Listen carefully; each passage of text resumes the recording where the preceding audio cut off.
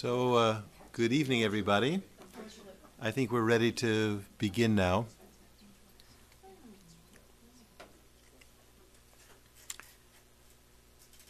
And I want to welcome everyone here this evening and especially thank the people from Ocean of Compassion for inviting me. How many people were here last week when my friend Karuna gave the first half of this? Oh, good. Just nearly everyone. Very good. Well, I spoke to him last night, and he said how much he enjoyed making the presentation, and that you were, the people here were quite receptive.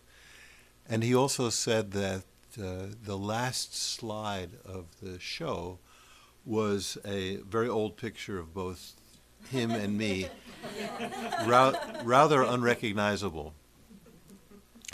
Well, as I was putting together this show, I came across what is probably the same slide. It was definitely a picture of me and Karuna. Whether it was exactly the same one that Karuna showed you, I'm not sure, but I think it may have been. So I thought, for the sake of symmetry, I would begin with that same slide. But, the best laid plans of mice and men gang after gley, as we say in Gaelic. And I couldn't find it. I found it and then lost it. So you'll have to imagine. You'll have to imagine we're starting that way.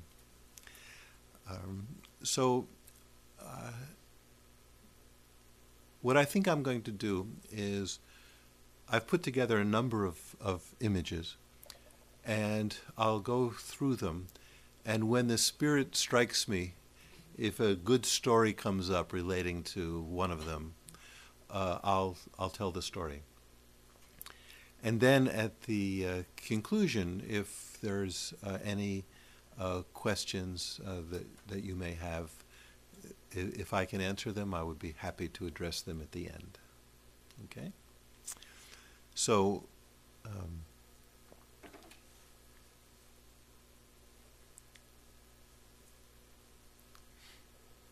of course, as everyone knows, the most important thing to derive the maximum benefit out of any activity, such as what we're going to be doing together here this evening, is to initiate it with as expansive and as meaningful a motivation as possible. And so, since this presentation is going to focus on a connection with our guru, our Lama, then we can think, well, why is it that it's important or significant in our lives to have such a Lama, such a guru, such a spiritual exemplar? Why? Is it just some kind of interest in things Asian? Or is it something deeper than that? And so the answer for each of us will be quite different as to what the Lama means to us, what it means to have a spiritual mentor. But it certainly must have something to do with finding a purpose, a meaning to this life that ordinary mundane activities can't give us. And to use the exemplar as an example of the kind of wisdom and compassion and love and skillful means that makes life truly meaningful and worthwhile. So this evening we're having a slideshow, some pretty pictures, at least some of them are pretty, and some of it may be amusing, right? And so it could be like any other slideshow, it could be like any other presentation, and in many respects it is. But if our motivation is to glean from this presentation something that's that makes our life meaningful, to make our life somehow accord with the energy that we get from such a being as Lama Thupten Yeshe, then it's not just an evening's amusement, though I hope it will be an evening's amusement, but even more than that, it'll be something having meaning and purpose.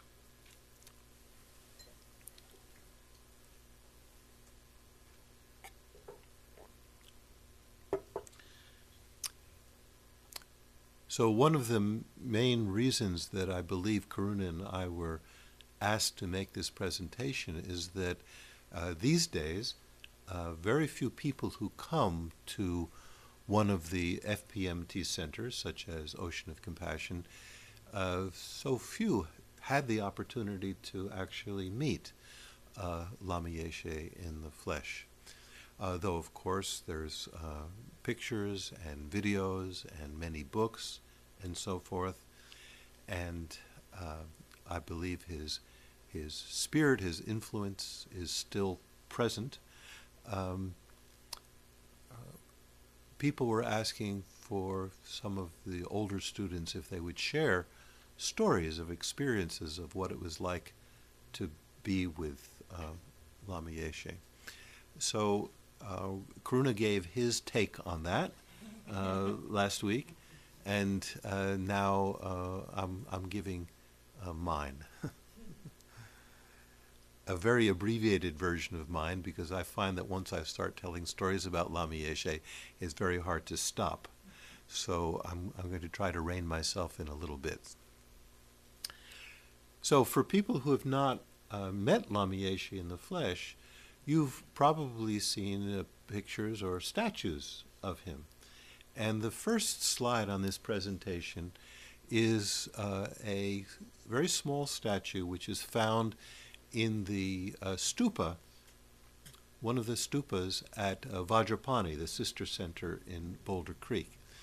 And what's significant about this is that it doesn't, even though the face resembles that of Lama Yeshe, what's significant about it is that he is in the aspect of what in the Gelugpa tradition is referred to as Lama Tupuang Dorje Chang.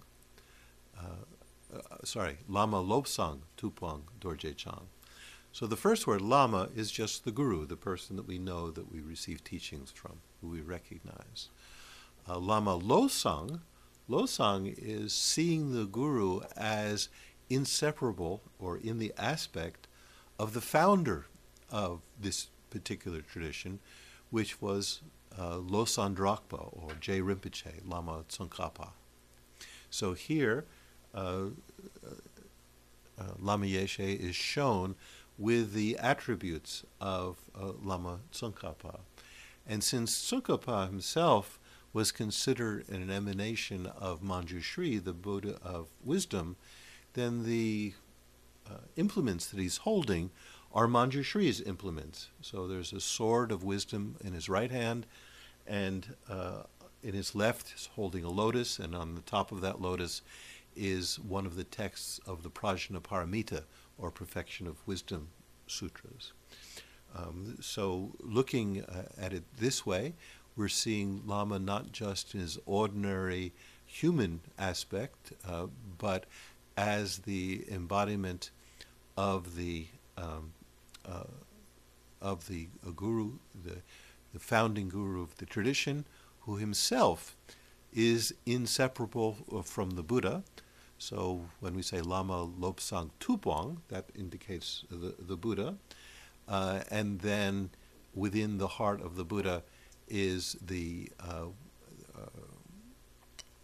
most subtle aspect of the Guru, and that is Dorje Chang, or Vajradhara, representing the mind of a non-dual bliss and void.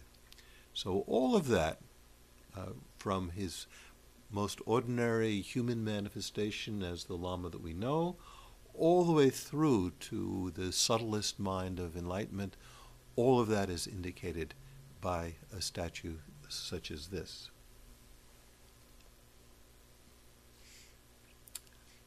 So there is Lama Tsongkhapa, and you could see, just by comparison, you see he's holding the same implements as Lama Tsongkhapa.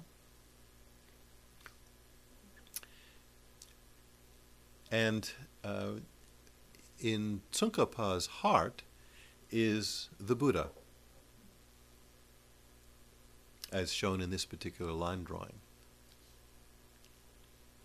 So indicates that the essential mind of the Guru is inseparable from the Buddha himself.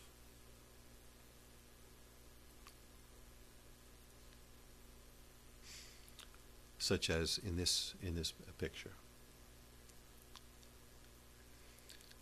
So I remember Lama Zopa Rinpoche saying to me once, a long time ago, he said, it's very, very good if you keep Lama in your heart.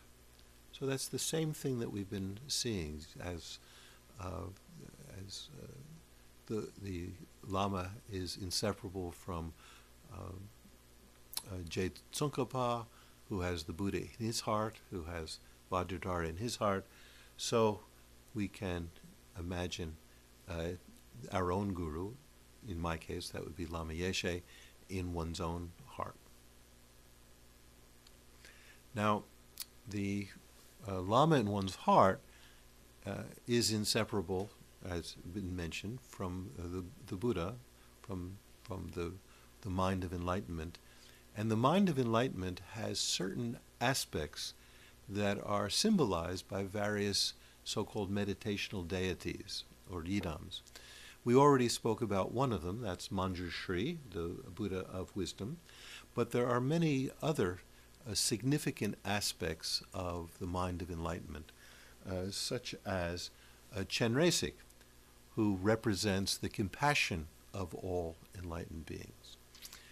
And back in 1974, when Lama Yeshe was making his first trip to the West, one of the first courses he taught was in New Jersey, in fact, right across the river from where I was born and grew up. And at that time, I was fortunate to be able to take this picture of Lama Yeshe. I asked him to pose as Chenresik, the Buddha of compassion. And he very kindly did so. By the way, that trip that began in 1974 gave birth to one of the very earliest books by Lama Yeshe and Lama Zopa, Wisdom Energy. And during that trip, the two lamas traveled around the United States, visiting many different places, visiting many different lamas from different traditions, giving teachings in these various areas. And as I said, one of the first stops after arriving in New York City was New Jersey, where a weekend Lamrim course was given. Now, another aspect of the mind of enlightenment is the female aspect of compassion, represented by Tara, one of the most beloved of all of the figures in Buddhism.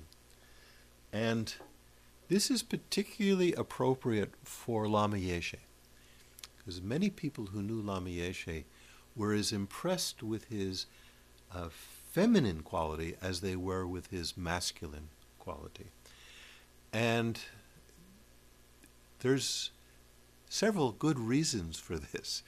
And one of them is that in his previous life, Lama Yeshe was a woman. He was a nun who headed a nunnery or a convent near Lhasa. And when she passed away, the nuns were quite curious as to where their teacher had been reborn. So it happened that a great Kargyu Lama, considered a very, very powerful psychic Lama, had passed through their area, and so they went to him and asked, where has our teacher been reborn? And he said, well, if you go to such and such a village, there's a young boy there. He's the one that you're looking for. And that was, well, he wasn't known as Lama Yeshe then, because he was just a small little boy, right? But from that time on, he had a very, very close connection with the nuns of that nunnery. Can you say monastery? Or do you have to say nunnery? I always want to say monastery. Nunnery sounds a little bit funny to my ears, but I guess that's what it is. Convent, maybe. The nuns used to go to his house, take the boy, bring him over to their convent and do pujas with him. And very often when it was time for him to go back home, he didn't want to go. He wanted to stay with them.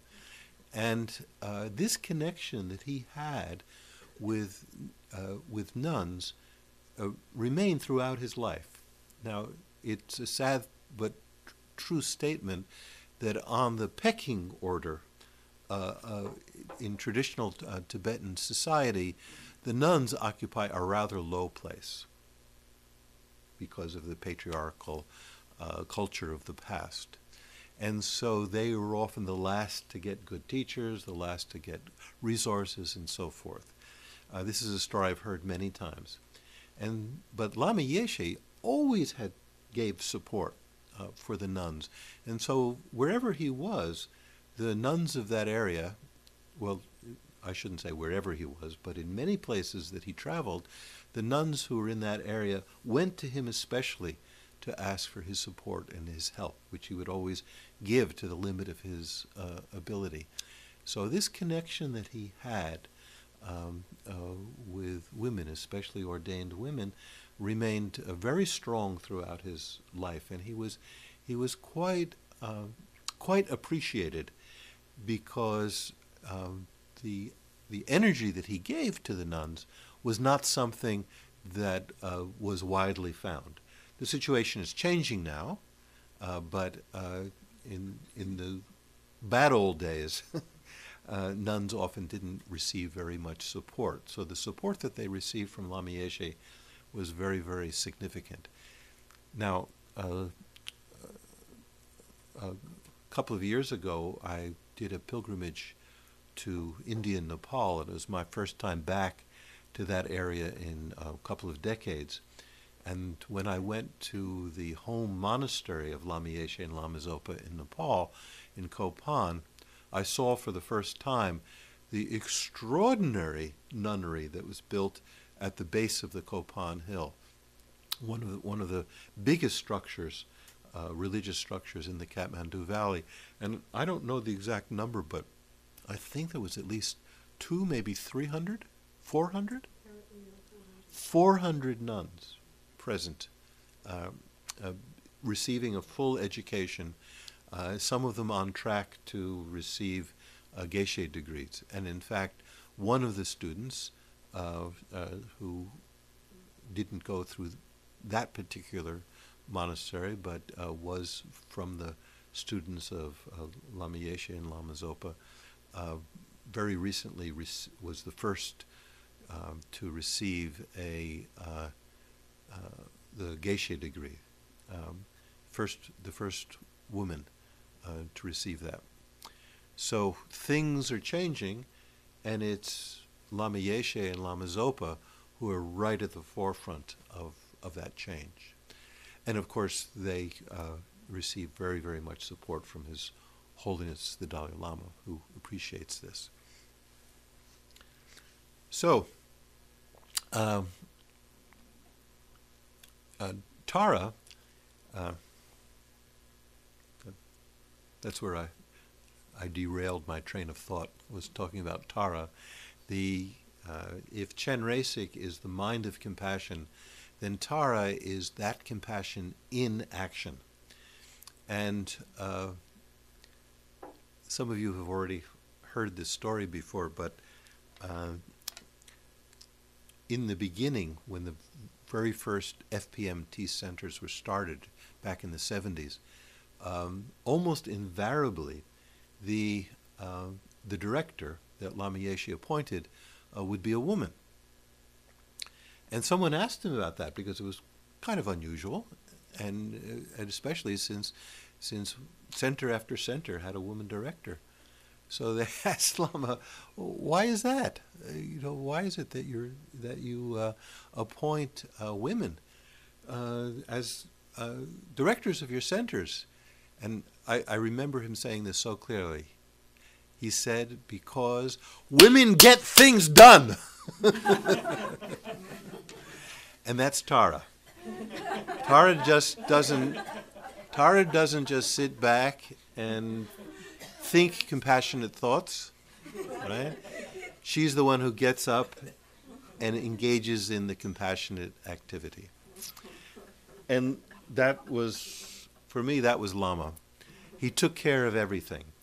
He was a great gardener, an unbelievable gardener, but I better not start telling that story because we'll be here until midnight. Oh.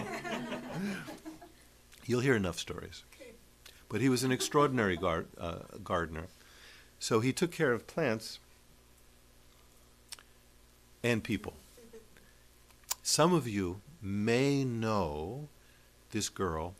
She recently, she's much older now. She just gave birth to her first child this last year. That's Arwen Brooke.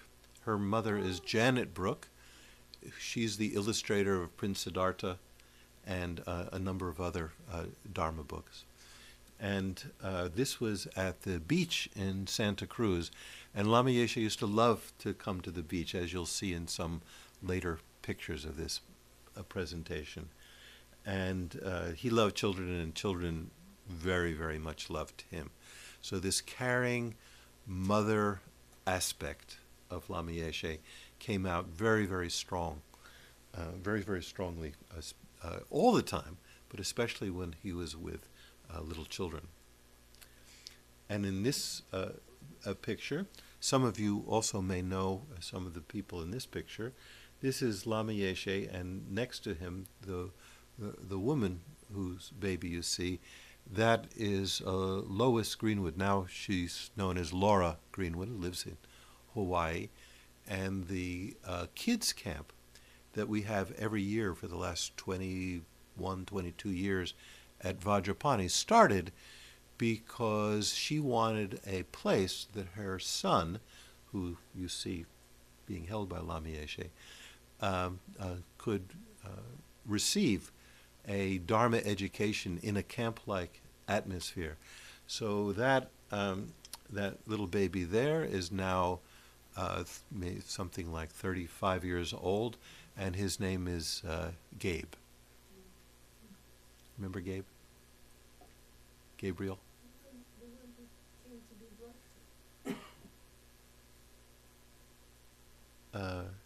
Yeah.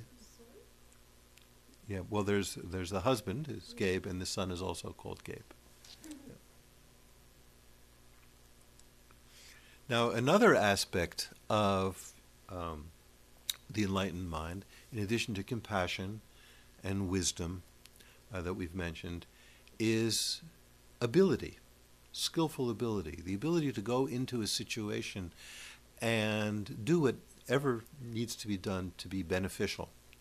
And this requires the many, many talents and the combination of the wisdom and the compassion as well. And in Tibetan Buddhism, this is symbolized by the figure of Vajrapani. The reason that he is often, but not always, shown in this wrathful aspect is to indicate that power, that ability to go into a situation and make it as beneficial as possible. So for that reason, Vajrapani is sometimes shown in this kind of wrathful, stern aspect. But what's significant about it is that this is such as like the flames coming from his body symbolize that power, that enlightened spiritual power. And Lama Yeshe had this ability as well. Sometimes, of course, many times he would have a very smiling, very gentle aspect, but not always. Of all the pictures that I have, this is the one that represents to me Vajrapani's no-nonsense power. Thank God I don't have a picture of him being truly wrathful. I don't know that I could stand it. But he could be. He could be very wrathful. If that was what was necessary for people, if that's what would shake them out of whatever lethargy they were in, he could show that aspect. But it was never hatred. It was just a rousing energy. Now, these various figures, especially Chenresik and Tara, belong to the Lotus family of Buddhas, whose head is Amitabha, shown here, the Buddha of infinite light. And very, very often, Lama Yeshe used to show, at least in my viewing, this Amitabha aspect, sitting like Amitabha in meditation. And it very often happened that when Lama was giving teachings, it was very common for when he came into the room and he took his seat, he would sit quietly for a little while, and then he would start chanting the mantra of Guru Shakyamuni Buddha and enter into very deep meditation, and then the room would go completely silent as everyone else entered the space that Lama had created.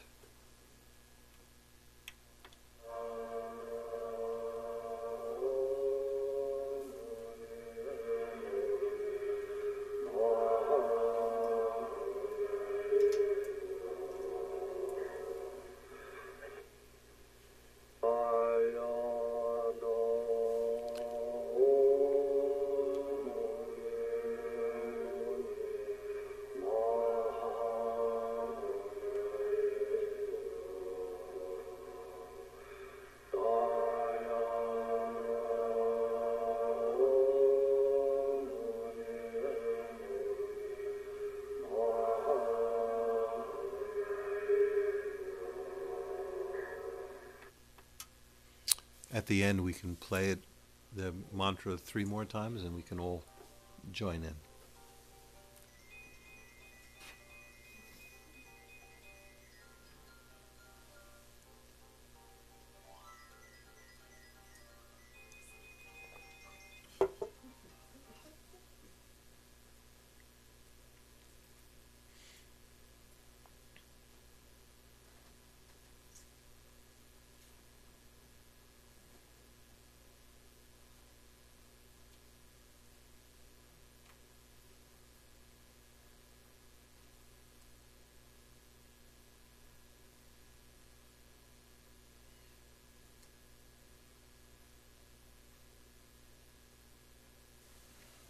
Okay. And there are quite a number of pictures of Lama sitting in meditation in what I always think of as the Amitabha pose. And sometimes it was on dry land, sometimes it was next to the ocean.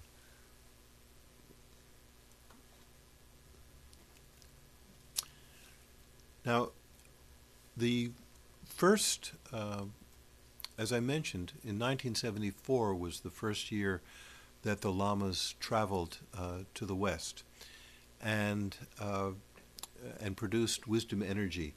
And on the early version of wisdom energy, this picture of Lama Yeshe and his heart disciple, Lama Zopa Rinpoche, appeared.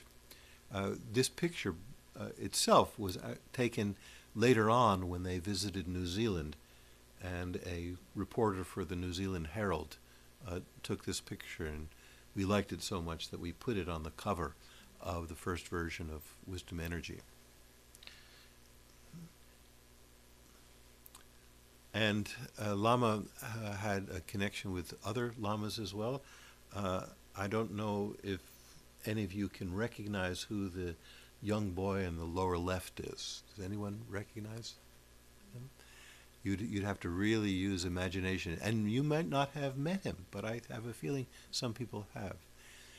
Up in Oregon is my Tripa University.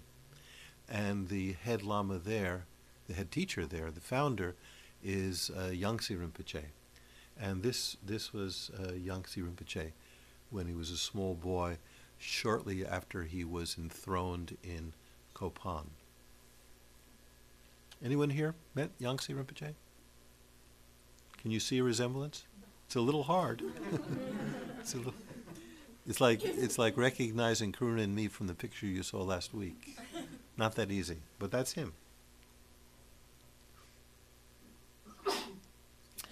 Now, while we're talking about gurus and disciples, this is Lama Yeshe's guru, the wonderful Geshe Zopa, who passed away very, very recently in Wisconsin, whom all of us are praying will return quickly. I had known Lama Yeshe for a few years before I went out to Wisconsin for the first time. And I was very curious to see and be present at teachings by Geshe Zopa, one of the most respected and most wonderful Tibetan Lamas. In fact, when I was a student in Dharamsala, studying with Geshe Ngawang Dargay, when I told him I was going back to the United States, he said, "Oh, there's a Buddha in the United States. It's Geshe Zopa in Wisconsin." So very, very highly revered Lama. And he was one of Lama Yeshe's main teachers in Tibet and then afterwards. And whenever Lama Yeshe and Lama Zopa would come to the States, they would try as much as possible to include Wisconsin on their stops to receive teachings from him. I was told also that when Lama Yeshe's incarnation, the young Usel, was just a tiny boy, less than 2 years old, and came to the United States for the first time, when he saw Geshe Zopa drive up, they could barely restrain him from climbing into the car. He was so, he felt such a strong, deep heart connection with Geshe Zopa.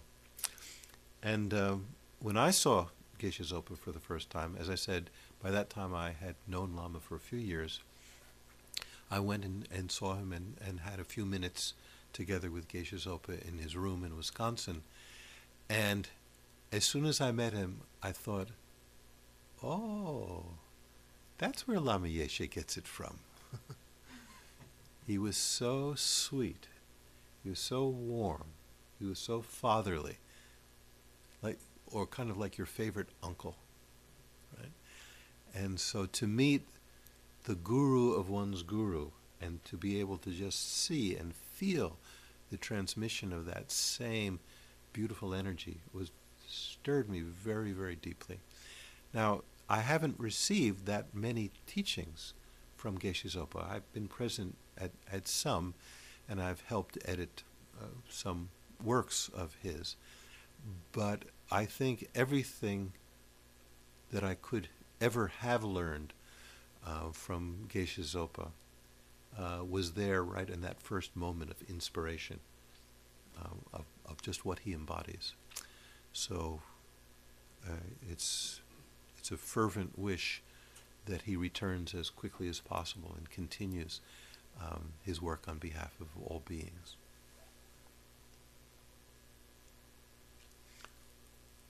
So here Lama is trying to be serious in an Amitabha pose, not being terribly successful. But that was Lama. In fact, many people who knew Lama it would be a picture like this that they would think of as the most emblematic of who he was. It was just his explosive warmth and good humor.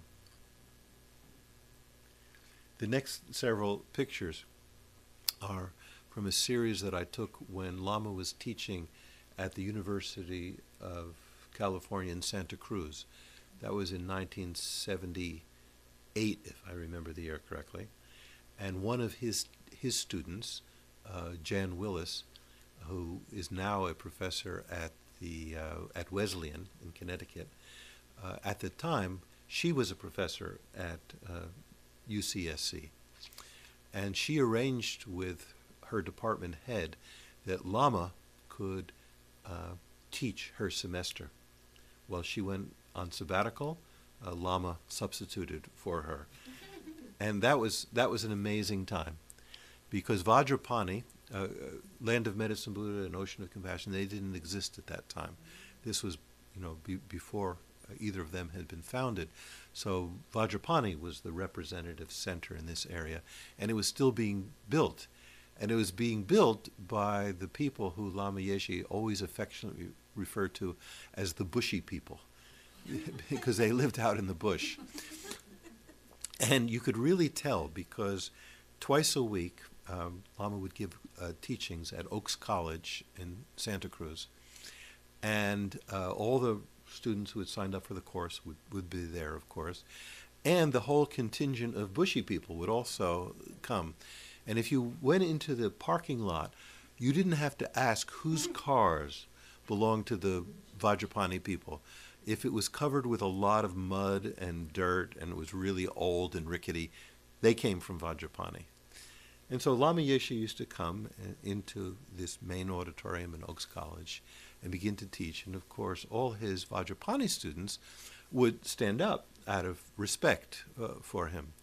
Well, it wasn't long before the entire assemblage at Oaks College, which was, I'm guessing, about 200 people, but I'm not exactly sure, they all also came to adore Lama Yeshe, and they all would stand up when he came in, which is not a typical way that professors are greeted at American universities anyway. So during that time, I was fortunate to be a unofficial teaching assistant at that course. So sometimes I just sat with a tripod and put my camera on it and just clicked every once in a while. Right? Because Lama Yeshe was so expressive, you didn't have to wait for anything. You just click every once in a while, and a new expression would come. Now, I have literally hundreds of these pictures, but you're lucky. I only brought a handful here. But maybe sometime in the future, I'll put them together in a special show. Because when you see them one after the other, it becomes like a movie picture, movie program.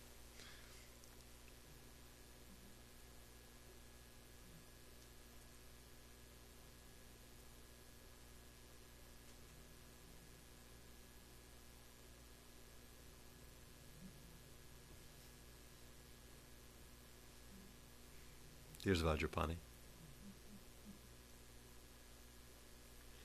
And he had very, very expressive hands. He would talk about a flower growing, or he would talk about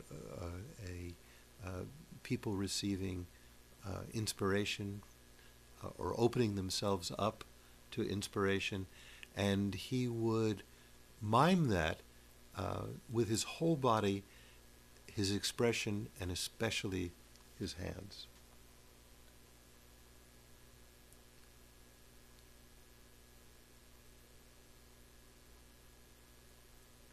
So that's just a small taste of the gestures of Lama. But if you have a chance to see some of the DVDs that were made of him teaching, then you see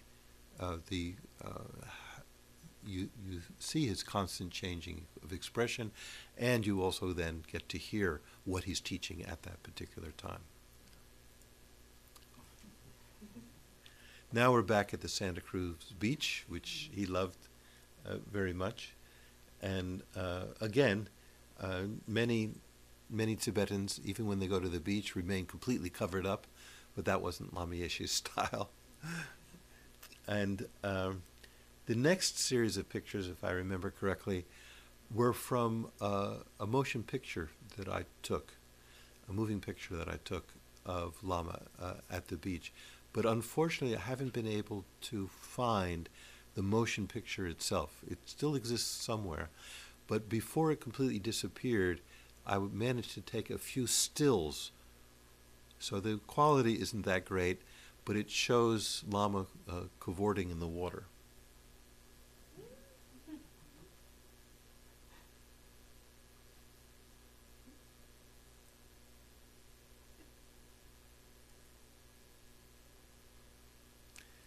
While he was out there in the water, and there was only me and one other person with him in the beach on that particular day, he suddenly turned around and he pointed behind him with this very excited expression on his face. And a seal had swum up to within just a few feet of him. And here's this Tibetan who probably never, in Tibet, you wouldn't see a seal ever, right? So I'm quite convinced he had never seen one before. And suddenly this dark, shiny, silky being was there, apparently greeting him. He was very excited about that.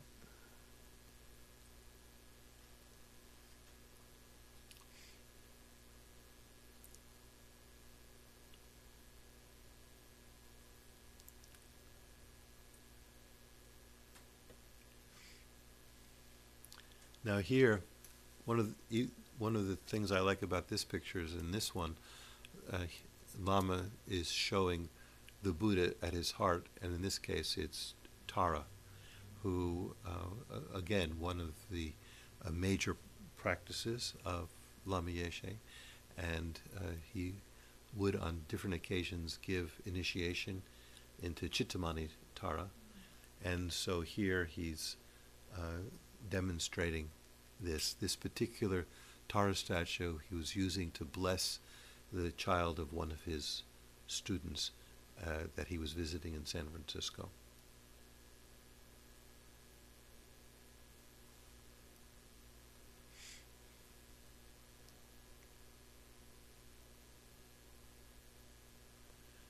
Now, in place of that picture of Karuna that I didn't have, I'm including this as the last picture that I have for you this evening. I talked about the trip in 1974 that ended up producing Wisdom Energy. Well, some years later, there was an editing retreat that took place not far from the main Italian center, Lama Tsongkhapa Institute, in Pomaya, near Pisa, in Tuscany. And south of there is a seaside resort called Cayton. And in the winter, and it was winter at that time, that seaside resort more or less closes down. So it was a good place for several of us to come together on an editing retreat. And each person on this retreat was given a set of Lama's teachings on a particular tantra.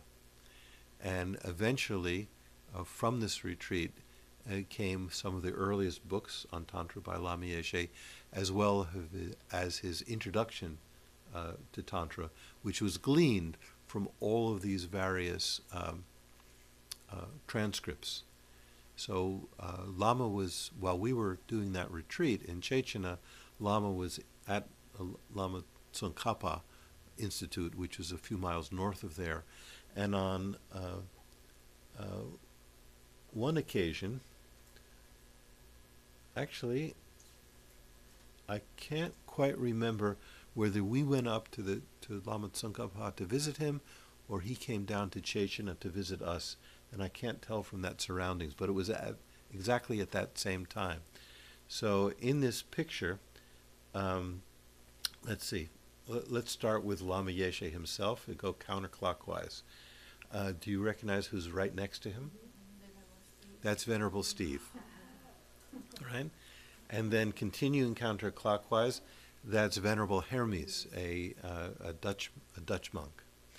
And then continuing down is Nick Rinpoche. And probably a lot of you have not met him, but all of you are very beholden to him, because I don't think there's a position in the FPMT that he hasn't held at one time or another, especially if it was relating to publications. He was an early director of Wisdom Publications, and for many years now he's been the director of the Lama Yeshe Wisdom Archives.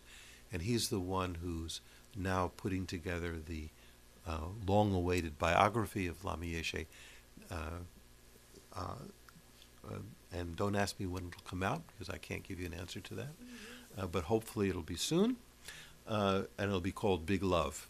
So that's Nick Rinpoche. And then below him, laughing, is Robin Brentano. And some of you may have heard of the Garrison Institute in New York. Many Dharma events take place there, and not just in the field of Tibetan Buddhism, but across many, many fields. And Robin Brentano is now the executive director of the Garrison Institute. And then below, to the left, is Lee Bray. I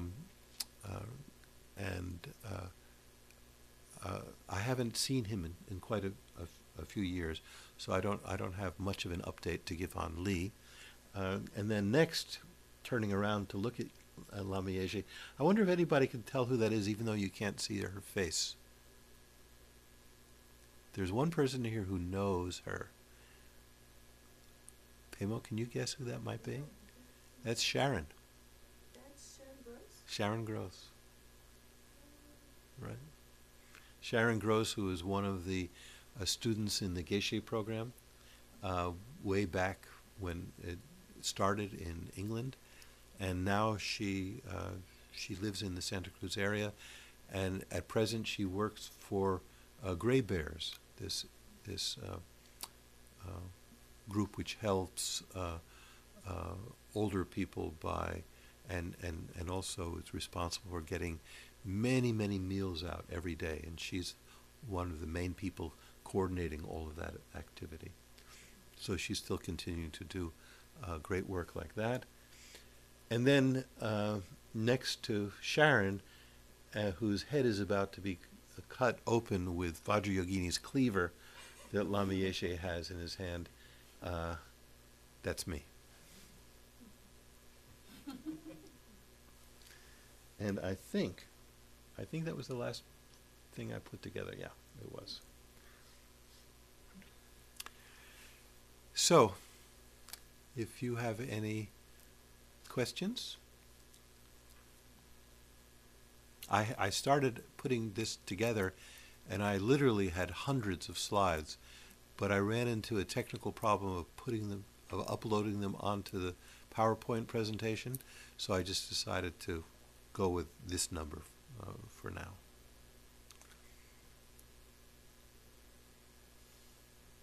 Pimala.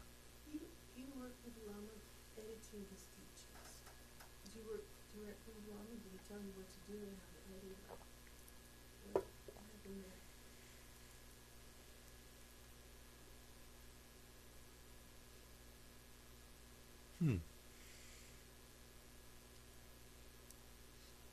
No, he wouldn't tell me how to edit them, but he let me know that the most important thing was to try to get the meaning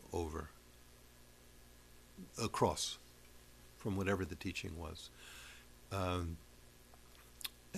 as he qualified it, he says, well, the meaning, at least as far as you understand it, John. Right? And you see, in the early days, and it continued on for some time, when works by Lama Yeshe came out, and to some extent by Lama Zopa as well, the people treated the words, like Holy Scripture. In fact, some of the early transcripts are virtually unreadable because they include every sound that Lama Yeshe made. And he would often say, you know. So you'd read a paragraph and you know would be repeated 20 times in that paragraph. Or it would be completely faithful to his use of the language, even if the syntax was backwards, even if he repeated the same words several times in a row. And people were doing that out of great devotion.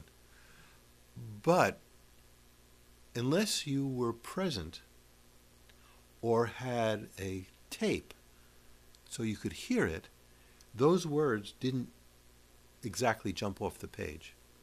So Lama Yeshe said to me that I could edit it as long as I tried to convey the meaning and not be too slavish to the words.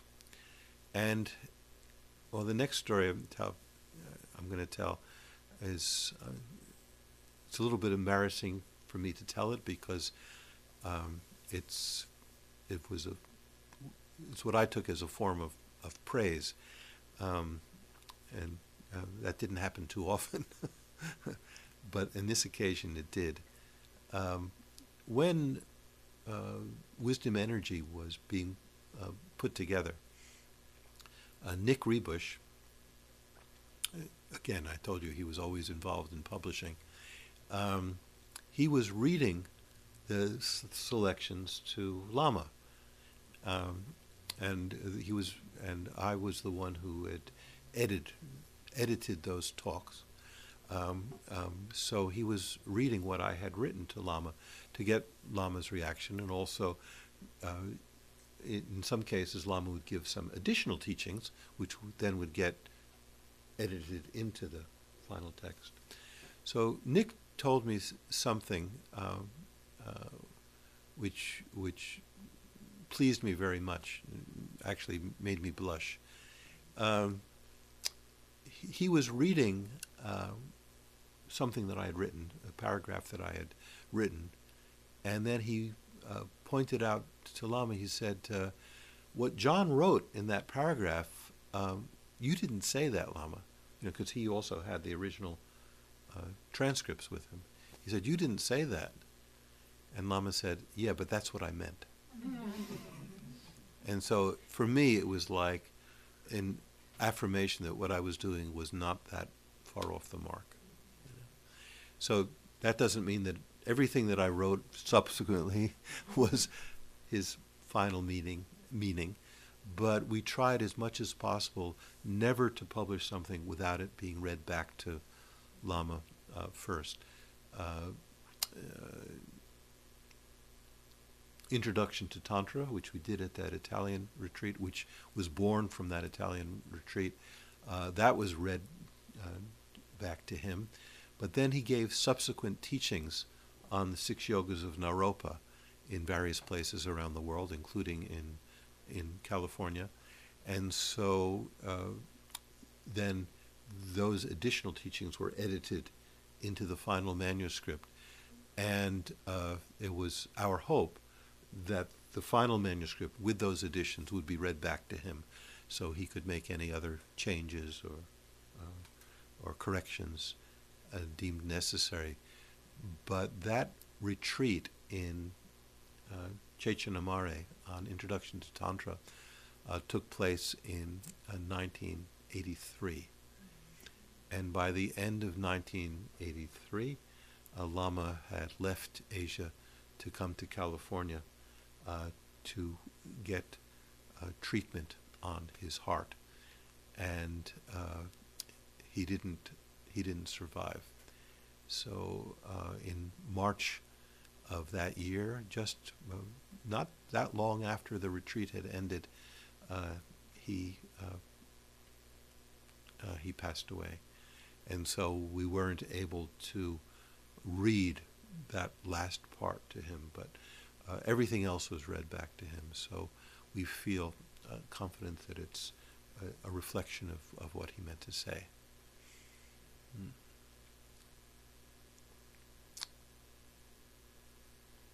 Does that answer the question, Pemo?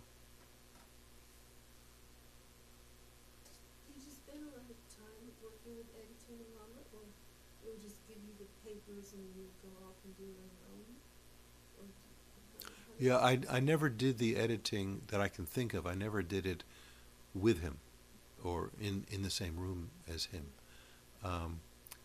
But many times he was available to answer questions. Of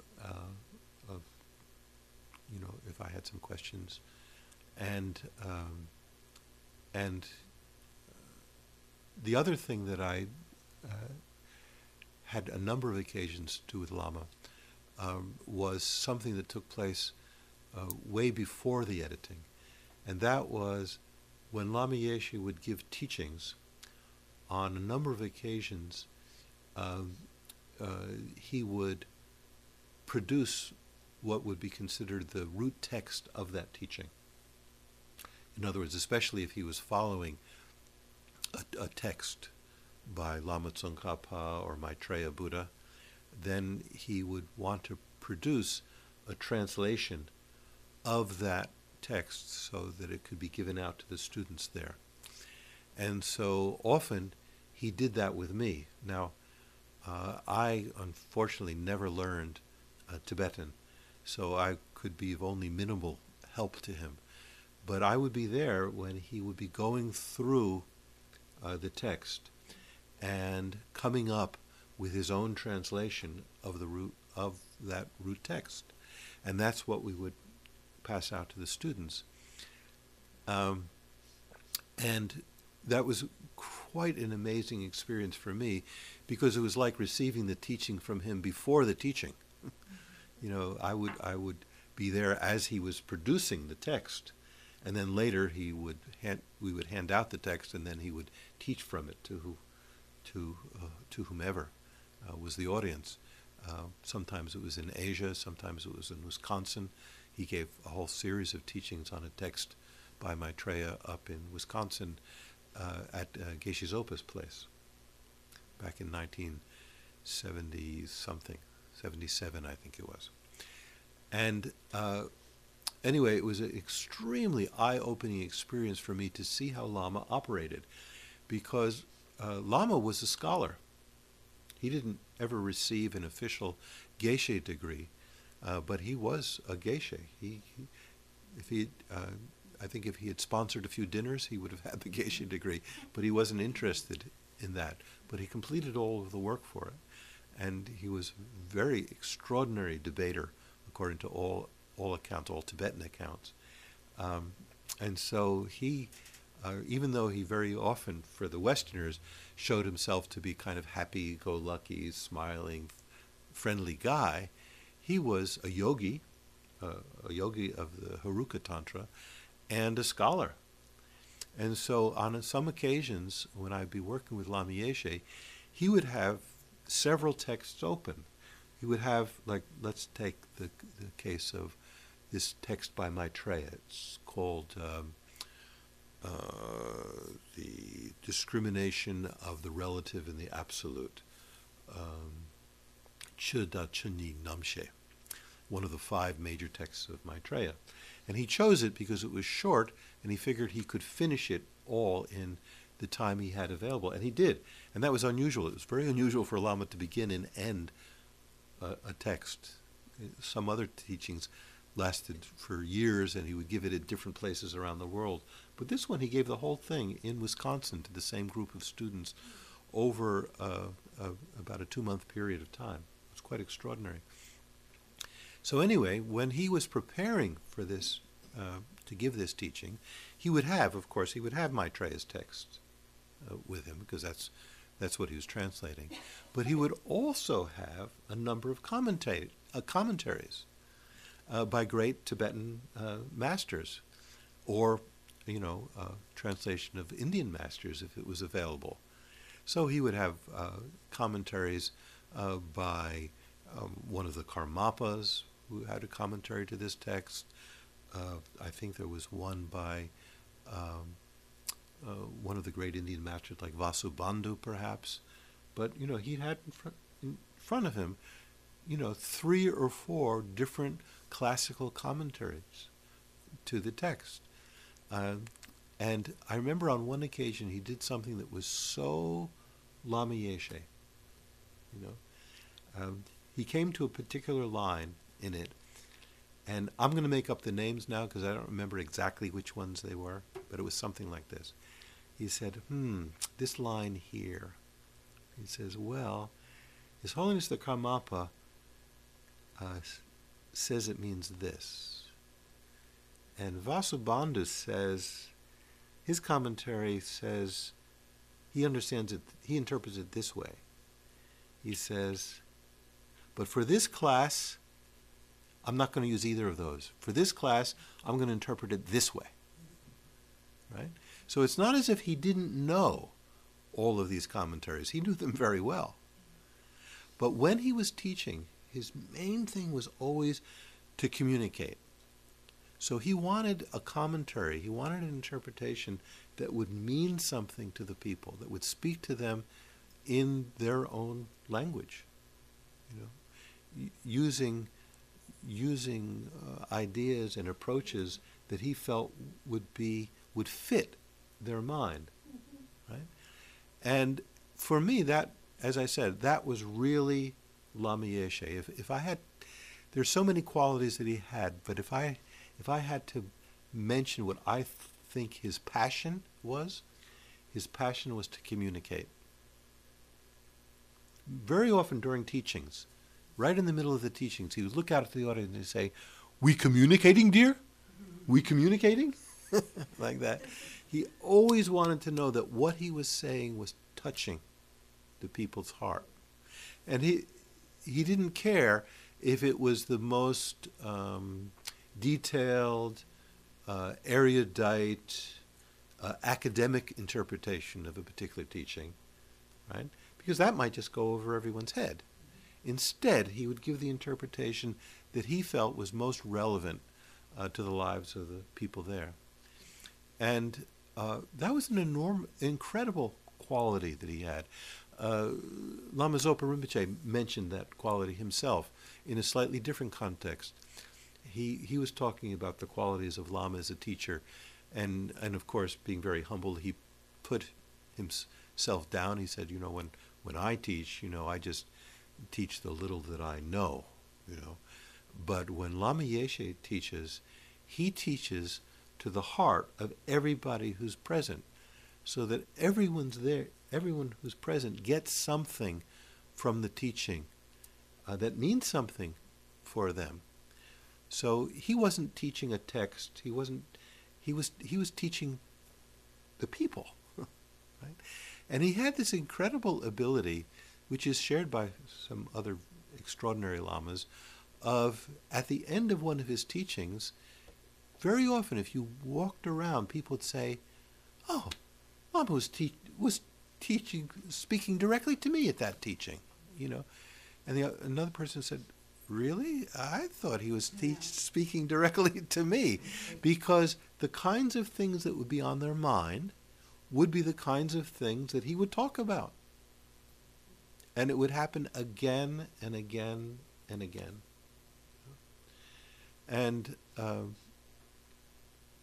this is also a quality which is quite manifest in His Holiness the Dalai Lama and a number of other high lamas. That one of His Holiness's tutors, Serkang Rinpoche, he lived in Dharamsala, and a dear friend of mine, Alex Berzin, whose birthday is tomorrow, he translated for Serkang Rinpoche. And sometimes, if a person came to Serkang Rinpoche with a difficult question, he would explain the question to Alex before they would actually go in to see Serkang Rinpoche. And that would be helpful, because then Alex could kind of figure out what language to use and how to translate. Because sometimes, especially if you're just translating on the spot, it's quite difficult, to get the vocabulary right and everything. So this particular friend went to Alex, and he had a list of questions that he wanted to ask Serkang Rinpoche. And so, and he mentioned to Alex, so Alex went over it in his mind and prepared to translate into Tibetan for him. And they went in to see Serkum Rinpoche, and Serkum Rinpoche, before this person had a chance to ask even one question, he answered all the questions that were on the list.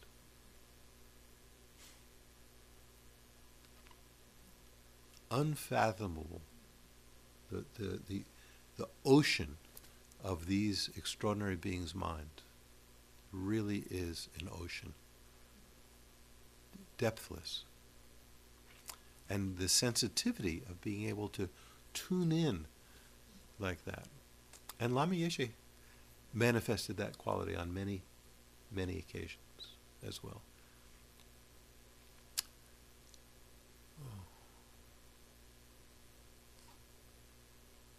Anything else you'd like to ask about?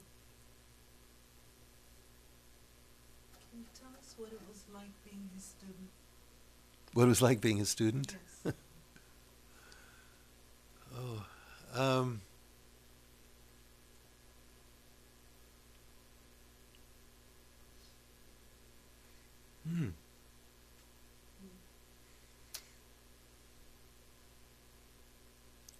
Actually, sometimes I was frustrated. Because before I studied with Geshe Darge, I misspoke. Before I studied with Lama Yeshe and Lama Zopa, I spent nearly 3 years studying with another great Lama in Dharamsala, Geshe Ngawan Darge. Wonderful, wonderful teacher. And Geshe Darge was extremely systematic in his teachings and very thorough, and also told the funniest stories I've ever heard. Nearly all the stories that I repeat are stories that I first heard from Geshe Ngawan Darge. But he was a great scholar. La Rampa Geshe, that's the highest rank. On New Year's, when they had the special Losar ceremony, he was often the one that was chosen to debate in front of His Holiness the Dalai Lama, which was a great honor.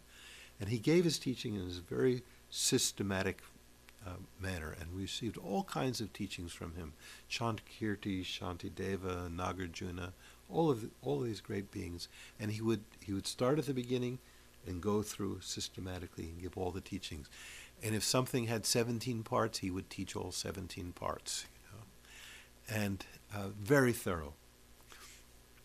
And so then after that, I went and it was only after that that I actually received teachings from Lama Yeshe. And I'd be present at a group where Lama would come in, and he would, as I mentioned, he would come and he would take his seat, and then he would chant Tayatao Muni Muni Mahamuni 3 times and go into meditation. Everything would quiet down. And then he would kind of rub his face, kind of like, almost as if he was waking himself up, and then he would just start. Right? And I can't even begin to pretend what he was doing, but he was clearly tuning in to the room, reading the audience, And then he gave his teachings, and punctuated by incredible laughter and being very entertaining 1 minute and then very serious the next, and sometimes putting the students down, but never in a harsh way, just kind of, just making fun of their attitudes to something, and then being very encouraging at the same time, incredibly encouraging, convincing us all that we did have the Buddha nature, just wake up to it. So when he gave teachings, he was all over the place. Right? But I don't mean to say he was sloppy, But compared to the teachings that I used to get from Geshe Darge, who started from A and didn't finish until he reached Z, the way Lama gave teachings on many occasions was quite different. It was a combination entertainment, showmanship, encouragement, criticism, all of these things mixed together. So on the occasion in which the topic was an actual Dharma topic, something that you could look up in the Lamrim, right? And I knew that topic had 3 parts, and the first part was divided into 10 parts, and then the second of the 10 was divided into 5. I had learned that from Geshe Darge, and Lama would hit 1 or 2 of those parts, before going off. And sometimes it was frustrating because I thought, Lama, if you just stop being so entertaining, you could actually get down to actually teaching the Dharma. That was kind of, I of course never said that. But the thing was, he was so magnetic. I couldn't really have wished him to be any other way. Because anybody could open up the Lamrim text and see a list of 17 and just rattle off what each of the 17 was. But what very few teachers can do anywhere near to Lama Yeshe's ability was from that to choose that aspect of the teaching which goes most directly into people's lives, had the most relevance to their thought and their feelings and their emotions. So, yeah, sometimes I felt a little frustrated, but often after a while I would just sit back and just, in amazement, just to watch him. If I say to watch him perform, it sounds like a little bit of a put down, but I don't mean it that way. Just watch him be. And I always paid particular attention to how he answered students' questions. I'd hear the question myself, and then I'd immediately think, okay, if I were in a position and I had to answer that question, how would I approach it? And it was always an education to see how Lama Yeshe approached it. In many occasions, he took an approach to it that never would have occurred to me, but was absolutely right. And I remember on one occasion, actually sometimes when I say I remember, I don't know, I can't remember whether I remember it because I was there or remember it because I've heard this story so many times from other people who were there. But on one occasion, when he was giving a teaching like this, one of the students said, Lama, I didn't understand your answer. And he said, of course not. It wasn't meant for you. It was meant for him. So he knew what he was doing. He really knew what he was doing. So what it was like being a student, part of it was just awe.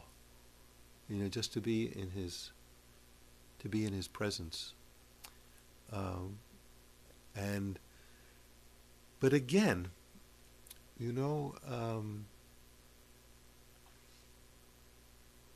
I think many of the lessons that I learned from him, many of the most lasting lessons I learned from him, were not given in an ordinary teaching situation.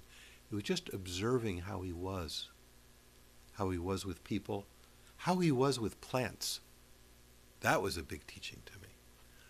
Because even though my father liked to garden and stuff, I never got into that. I didn't know anything about plants.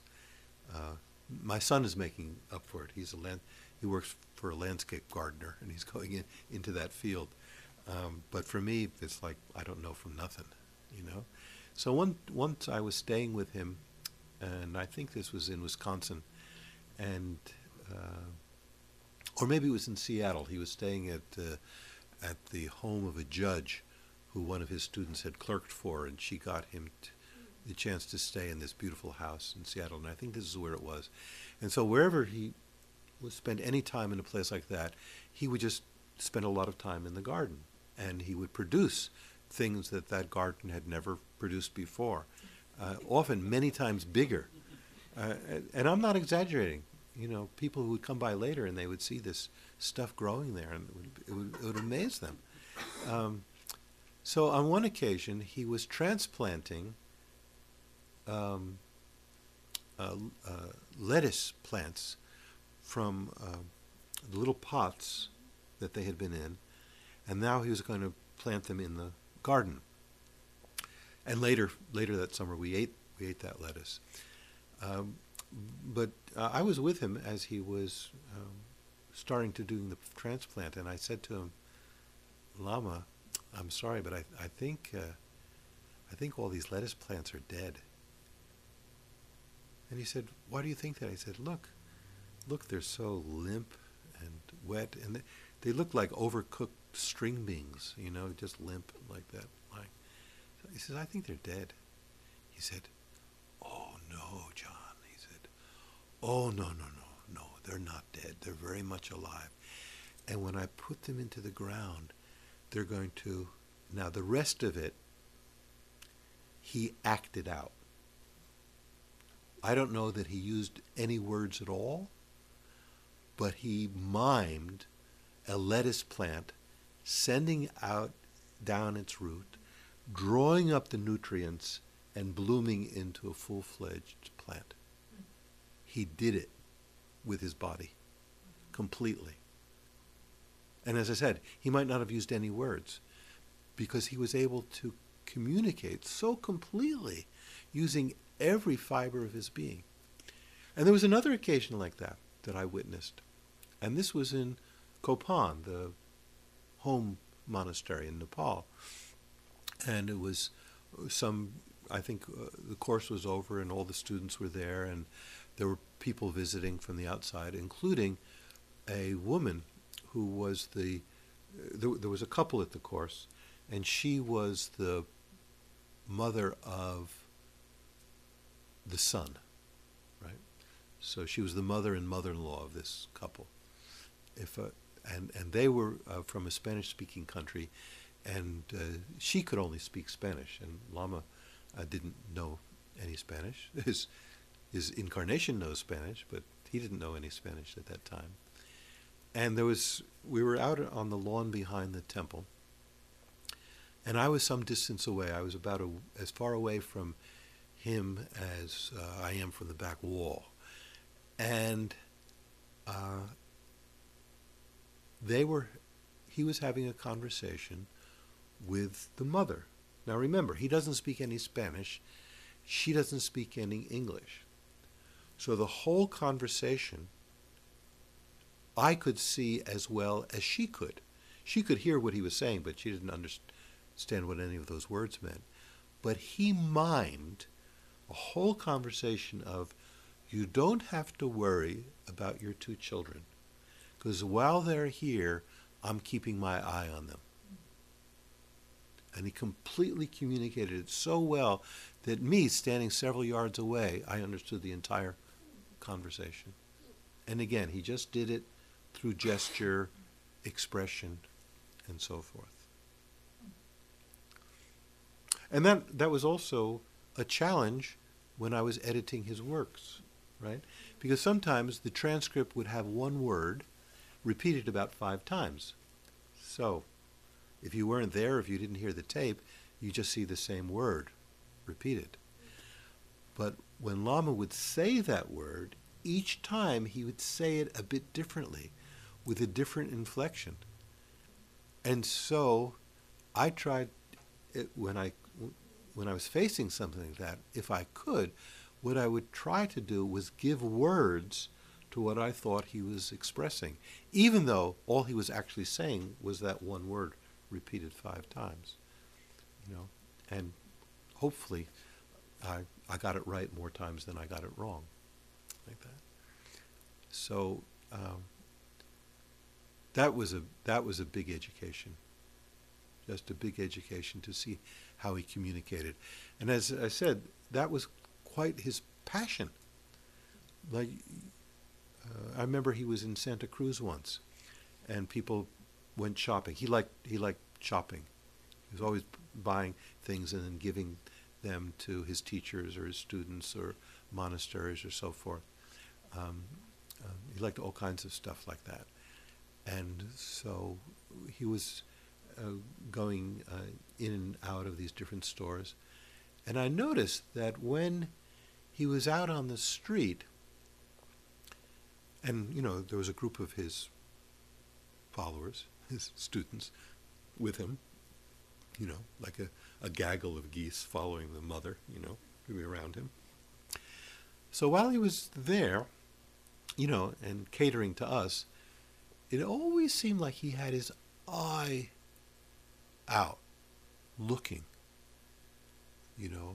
catching somebody else's eye. Somebody standing across the street, perhaps. At the time, I referred to it a bit offhandedly as flirting, that he was flirting. But actually, he was. He really was, but not in a pejorative sense of the word either. It was that he was always, his antenna was always out to make contact with people. And he attracted people that way. It really worked. On many occasions, people would think, who is this guy with such a lovely smile, such a twinkle in his eye? And pretty soon, they'd be walking along with us, And some of the students that he had over the years were students that he met kind of like that, that he was kind of flirting with on the street. And on more than one occasion, when he'd be leaving a department store, he'd go out and he'd open the door, or probably one of his students opened the door for him, and then he would take the door and he would hold it, and he would just stand there for the next 5 or 10 minutes, holding the door open for all the other customers who were leaving, and thanking them. Thank you dear. Thank you, dear. Thank you. Smiling at all of them. And I often thought, if he had a nickname, it would be the Thank You Lama. He was always thanking. Always thanking.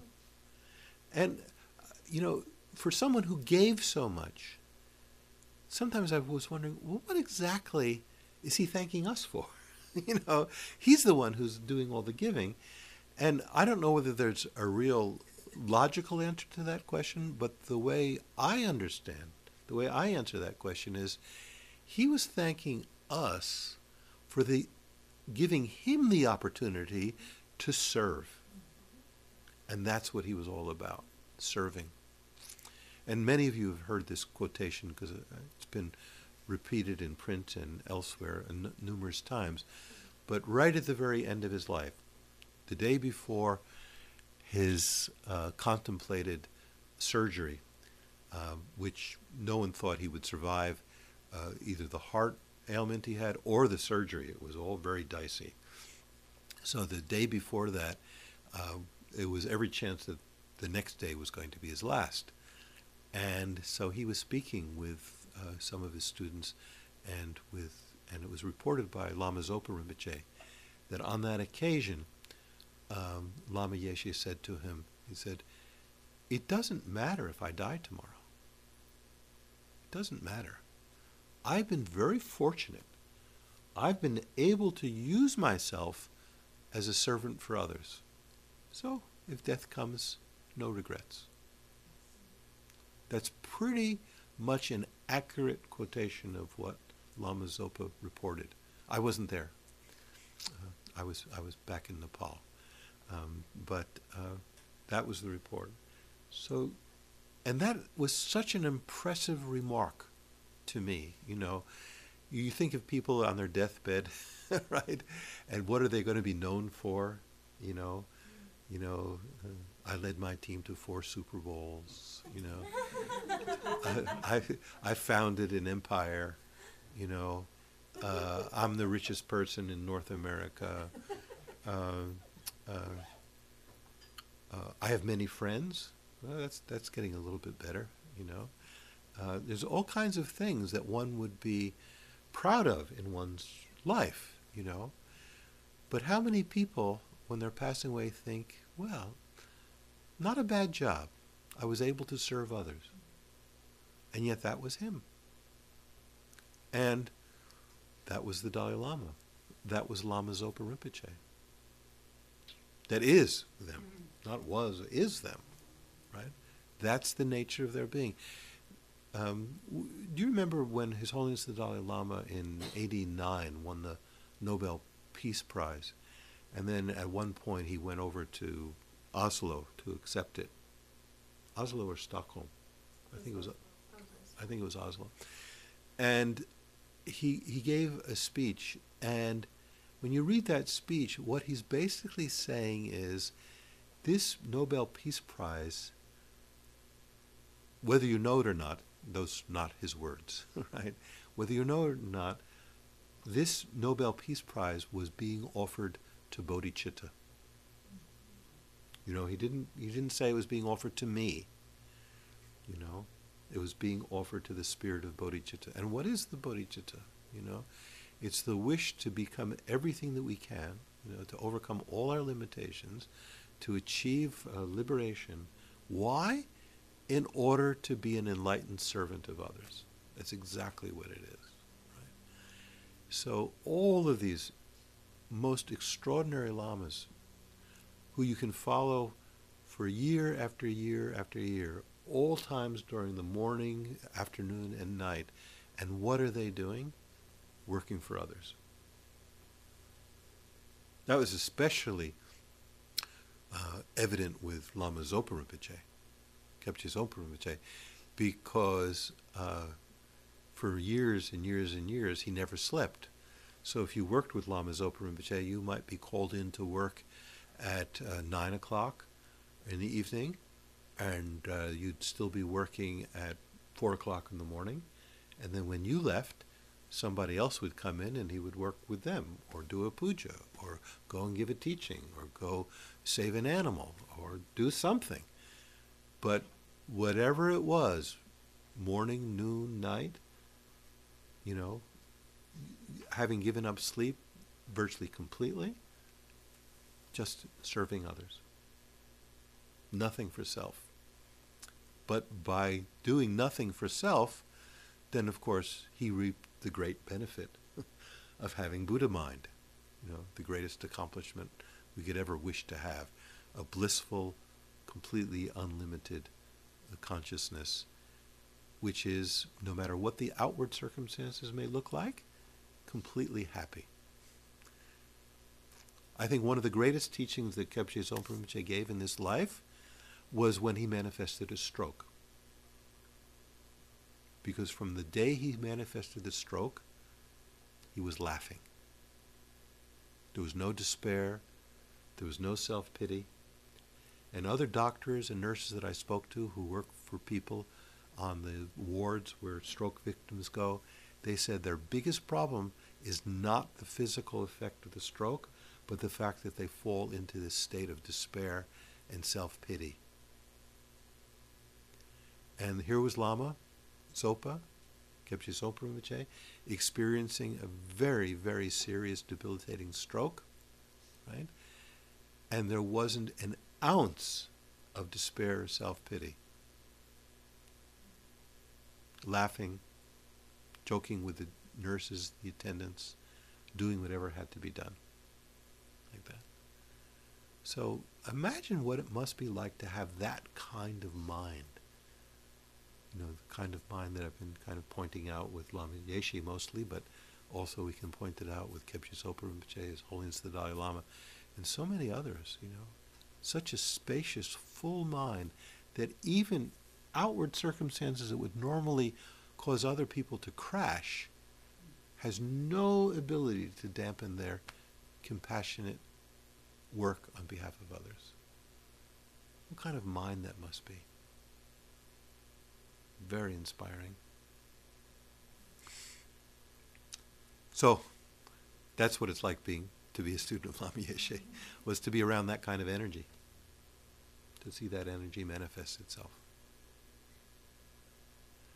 And for me, much more so than the actual teachings he gave. And not because there was anything wrong with his teachings, but because his living demonstration of what he did touched people so deeply.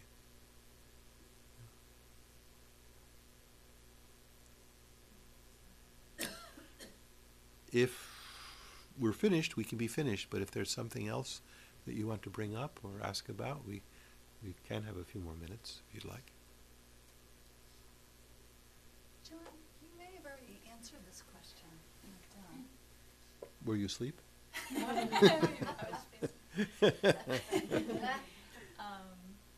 Right, you've met quite a few lamas in your time, and you mentioned that Lama Yeshe was your maybe your main lama. And so, what was it for you that made you decide that Lama Yeshe was it for you? I think in answering this, I'll be repeating some things that I think I may have said on previous visits to Ocean of Compassion. So you'll pardon me if you've heard some of this before.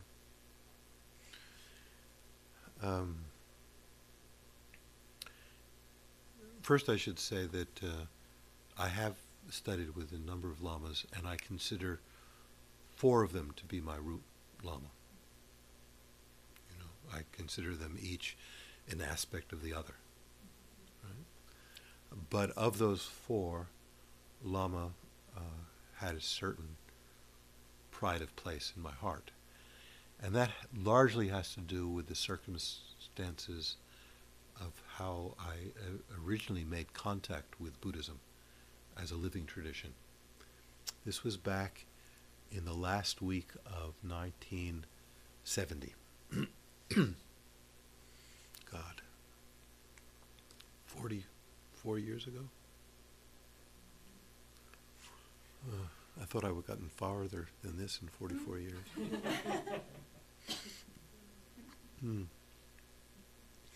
Anyway, I told you about my friend Alex Berzin, who was a translator for Serkan Rinpoche. He's a childhood friend of mine. We've known each other since we were teenagers. And he had gone over to India on a Fulbright scholarship to study with the Tibetans.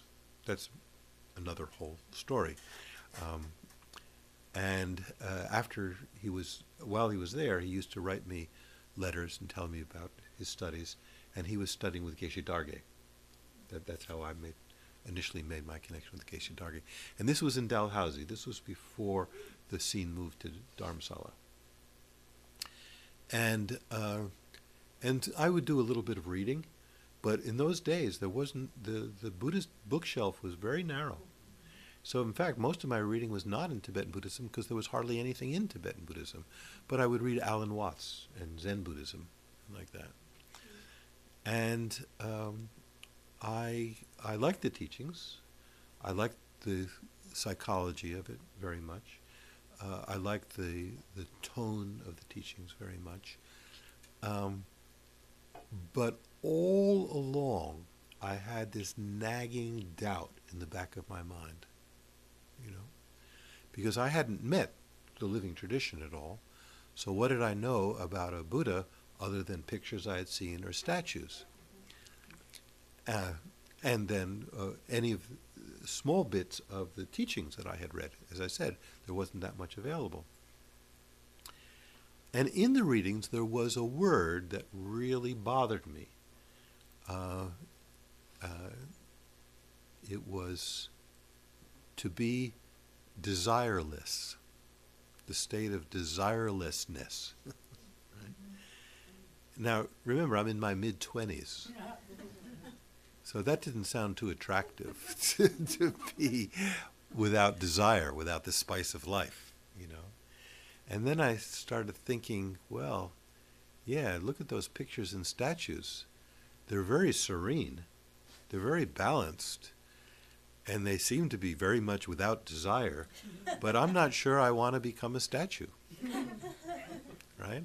So even though there was many things in the teachings that attracted me a lot, the depth of the psychology of it, for example, I had this fear that maybe if you're successful, you end up being a wooden statue, or something similar to that, without that spice of life. So I carried that doubt in the back of my mind. Right? So for all the good things I found in the teachings, that worried me. Because I took it seriously. Desirelessness. I couldn't pronounce it that well, but That was the word. Oh. So then, in about the summer of 1970, Alex had been over there for about a year, and he had his first interview with His Holiness the Dalai Lama.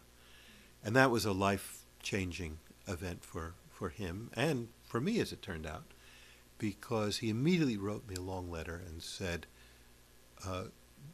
Buddhism is alive. It's still producing enlightened masters. It's not something that just exists in museums. You know, it's a living, breathing tradition producing enlightened masters, and I just spent time with one. And I knew Alex not to be someone who's airy-fairy or easily impressed by anything. So I knew that he had met something that was really significant for him to speak that way about the Dalai Lama.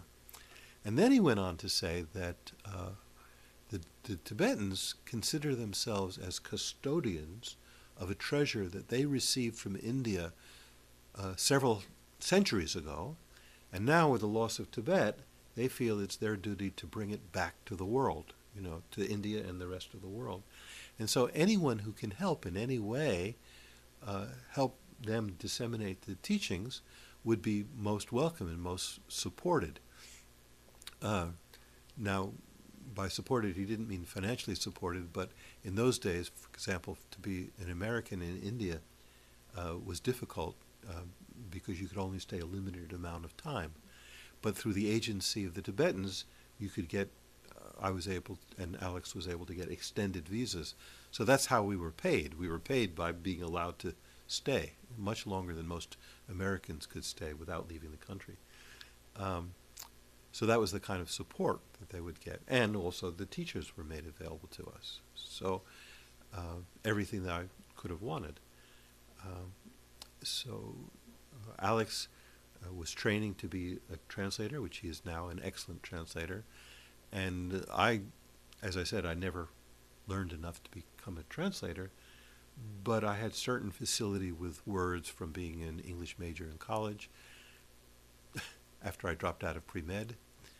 And I liked writing, though I had never published anything, but I liked writing. And I had an idea how a paragraph should look, which apparently not many people learn. A rare skill, I'm told. So anyway, Alex saying that, you know, the Tibetans are here, they're real, and if you can help them, they'd be more than happy to have you come, right? So that made my decision. I had been living overseas for 3 years in Iran, teaching English in the Peace Corps. I was back in the States, not happy to be back in the States. I was experiencing terrible cultural shock being back in the States. Didn't have any culture shock in Iran, but back in the States I had it terrible. And so here was a reason to leave. So it took me another 6 months to get my act together. So after Christmas, I flew to India. And as I mentioned, Alex was studying with Geshe Darge in Dharamsala, which is even higher, no, Dalhousie, which is even higher than Dharamsala. So it's very cold in the winter. So everybody who can leaves. And where they go, you know, the Tibetans and the Ingis, the Westerners, where they go is a circuit of places in India that's much warmer, such as Goa, with the beautiful beaches, Kathmandu, in the Kathmandu Valley in Nepal, and Bodh Gaya. Bodh Gaya is where the Bodhi tree is. It's the Mecca for Buddhists. It's the holiest place in the Buddhist universe. And so when I arrived, I flew into Delhi, and within a day or two, I was on a train with Alex going out to Bodh Gaya. And we met two friends that Alex had made on the trip. These two friends were hobbits. They were short, they liked singing show tunes, they had furry feet, the whole thing. I didn't know what hobbits were in those days, but they were hobbits, definitely. And we traveled around South India for about 2 months before Alex and I went back up to went up to Dalhousie, where Alex returned to receive teachings from Geshe Dargi, and where I joined in on those teachings. But before we started on this trip around South India, we had several days in Bodh Gaya. And that was a completely new experience to me, and a very amazing experience. And after I was there for a few days, I heard that a Lama who had some English was going to come and was going to give a talk in the Gompa, upstairs in the Gompa. And anybody who wanted to come could come. And I thought, well, I'm here to study with Lamas, and here's a Lama who speaks some English. It sounds like a perfect chance, you know. So I went up there, and in the past when I've told this story, I often remark how I wish I had a camera with me, especially a movie camera, just to film the people who were in the Gompa waiting for this Lama to come. We were such a motley crew. There was hippie freaks from every nation in the world, you know. And you've never seen a real hippie freak until you've seen a French and Australian hippie freak, you know. But from all these different countries. And also people who looked more regular middle-class tourists, you know. There's a whole variety of people. It was really, really something extraordinary. And it was filled. There was a lot of people there. So we're sitting and waiting. And then this couple, this American couple, came into the room, and between them came this short man in a maroon robe. And as soon as he came into the room, everything changed. Everything changed. Something inside my heart completely turned around. I can't say what it was, but I had this extraordinary feeling in my heart seeing him. Now, I was told that he had some English. That was a lie. He hardly had any English, you know. And the English he had was horrible, right? But when he started speaking, and I think on that occasion he did what I mentioned he did before, you know, he would sit down and recite a mantra 3 times and then meditate for a while and then start. My memory isn't good enough to know whether he did it that time as well, but very likely he did, because that was often his MO, you know, his modus operandi. But when he started to speak, even though his words were all kind of ridiculous, you know, to think that it was English, you know, it was barely English, you know. There was nothing like grammar or syntax or anything like that, and the pronunciation was really strange. But as he was speaking, I had this distinct impression that no one had ever communicated that much to me before. You know, it was just pouring out of him. The words were merely a pretense to what he was communicating. And with that communication came 2 things. One was, this is someone I could trust. And whatever it means to be accomplished on the spiritual path, you know, I don't even know what that means, but whatever it means, this guy's got it. You know, that was clear. Immediately clear. The other thing that went along with it was that he was human. Right?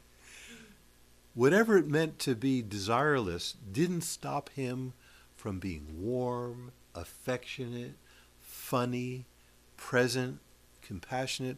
All the things that I admired were pouring forth from him like a cornucopia. you know?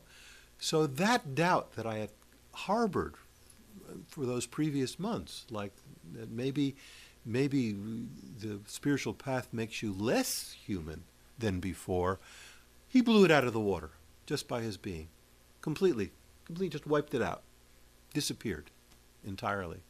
Because he was living proof that it wasn't that. Right? And that being able to be a full member of both worlds, what I could call the mundane, ordinary world of appearances, in which human communication is present, and to be completely at home in the Buddha fields, the spiritual world.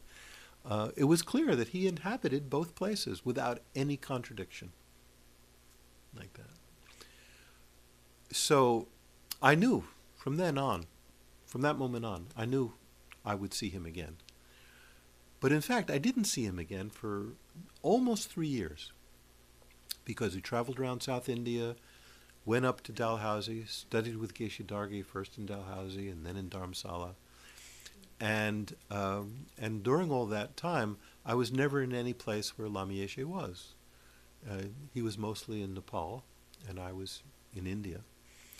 And then one day, and I also, remember, this Lama Yeshe was the first Tibetan Lama, probably the first Tibetan I had ever met, right? And so I didn't know anything from names, so I had to keep asking Alex, what was the name of that guy, And he'd very patiently say, Lama Tupten Yeshe. So I'd say, Tupten Geshe? No. Tupten Yeshe. Lama Tupten Yeshe. Then the next day I would say, what was his name again? And I'd ask him again and again and again. Then it so happened in 1973, in the middle of the year, word came that Lama Yeshe was going to visit Dharamsala, where I was living now. I had moved from Dalhousie to Dharamsala. And that's when I found out about Tushita Retreat Center, which was the house that he was living in up the hill. It wasn't anything then like what it looks like now.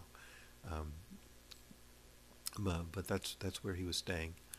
And so I thought, well, there's that Lama. There's the one. There's the one I fell in love with, Finally, after 2.5 years, I have a chance to see him again. So I immediately went up the hill. Now, where I lived, where Alex and I both lived, was in Lower Dharamsala. And you had to go halfway up the hill to get to the library, and further up the hill to get to McLeodganj, and then further up that to get to Tushita Heaven. Tushita Retreat Center, right?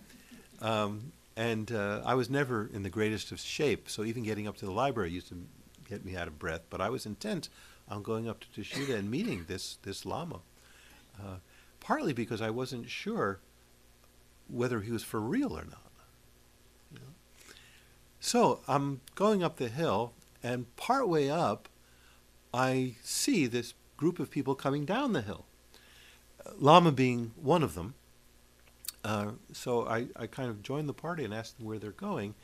And they said, oh, we're going down to the Tibetan library, which I thought was funny because that's where I studied, and I was leaving there to go to see Lama Yeshe. He was leaving Tushita to go to the library. And the reason he was going was because this great, wonderful English author who has since passed away, Jon Blofeld, a lovely, lovely person, and great, his books are very lovely as well. He had come, and he was asked to give a talk at the library, and Lama Yeshe had heard of him, so he wanted to hear what Jon Blofeld was like. So when I met them, I turned around and walked back down to the library, not with Lama, but with one of his students, one of the first monks that he ordained, Champa Sangpo. And then on the way down, it was determined that if I came up to Tushita the next day, then I'd be able to see Lama. So I went down and attended Jon Blofeld's teaching And that was very, very nice, and had occasion to speak to him later, have tea with him, with a group of us, several of us.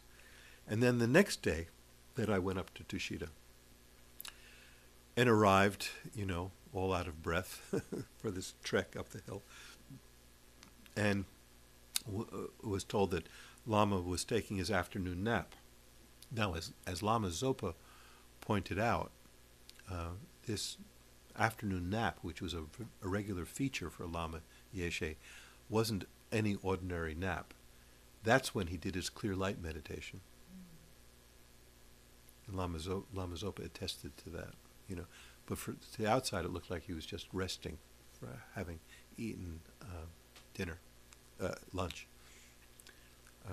But anyway, and he was in his room, resting, or whatever Buddhas do.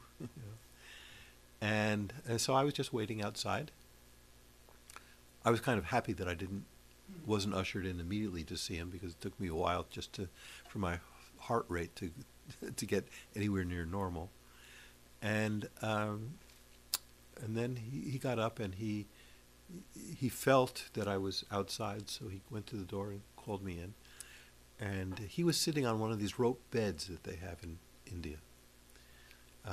And so then I took a seat on the floor next to him, and I mentioned that I had seen him about 3 years before in Bodh Gaya, and we had a very nice chat. And he mentioned that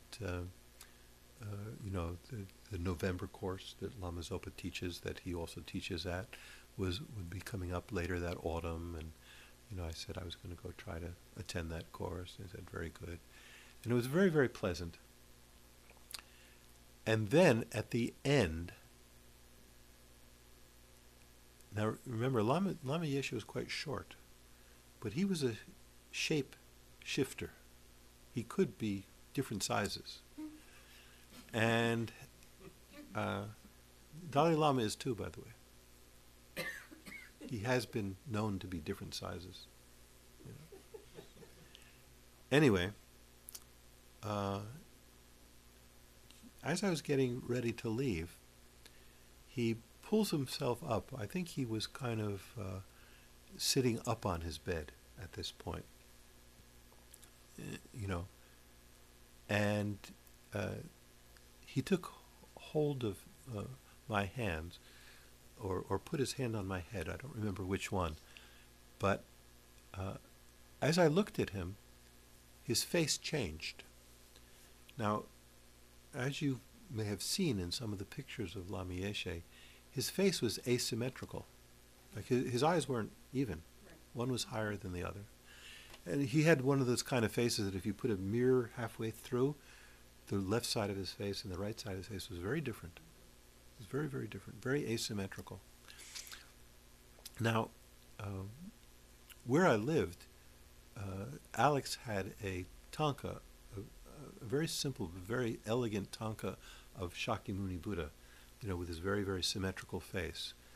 And as I looked at Lama Yeshe, his face became that symmetrical face of that Buddha in that tanka.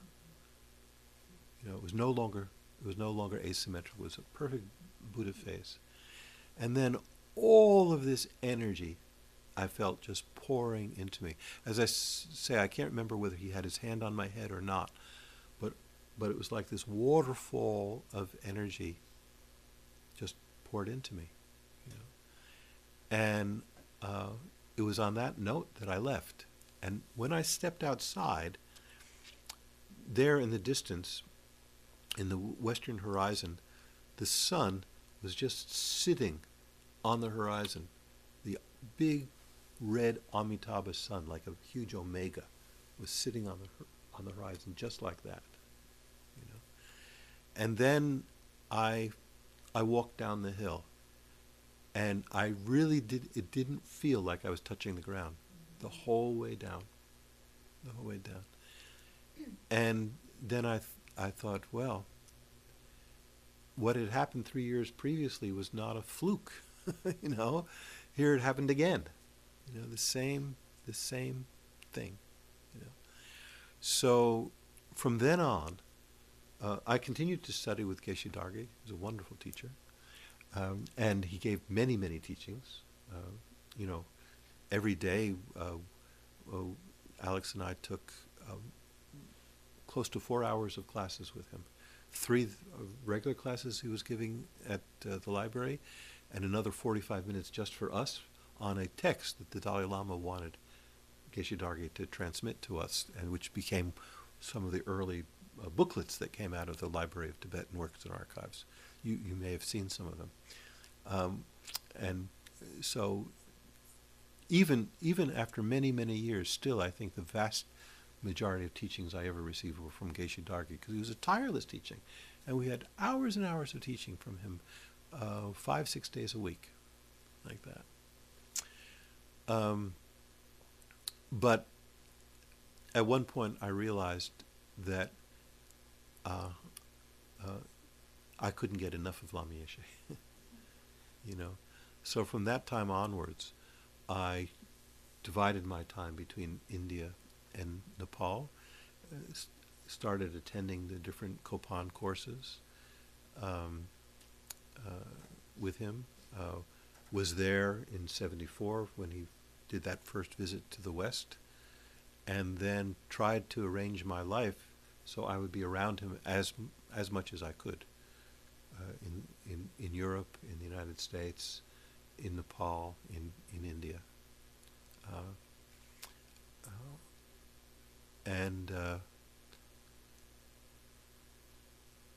so I was fortunate that, because during the 13 years I knew him, I wasn't with him all the time, but a lot of the times I was. And a lot of the times I was kind of his houseboy, you know.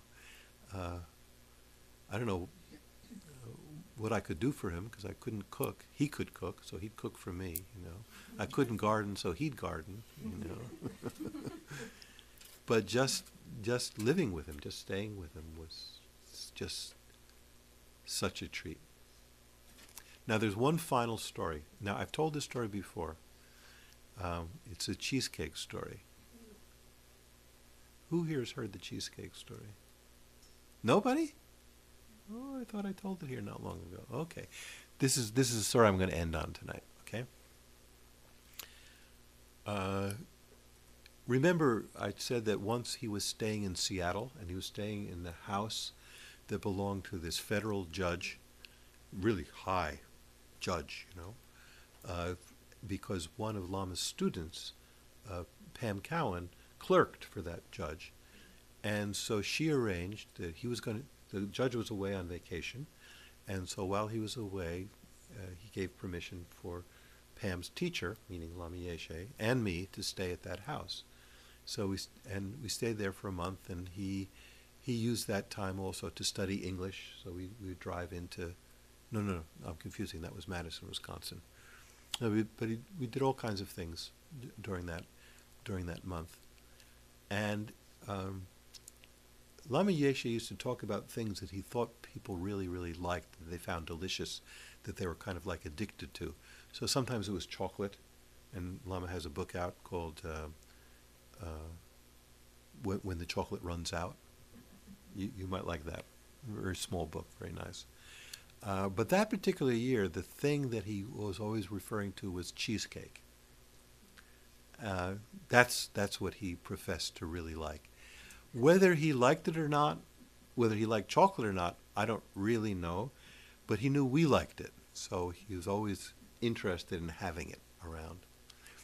So one night he said to me, and this is getting very late, he says to me, you know, Pam, that's the woman who arranged this, and her husband's name is Steve. He says, you know, Pam and Steve have really nice cheesecake in their house.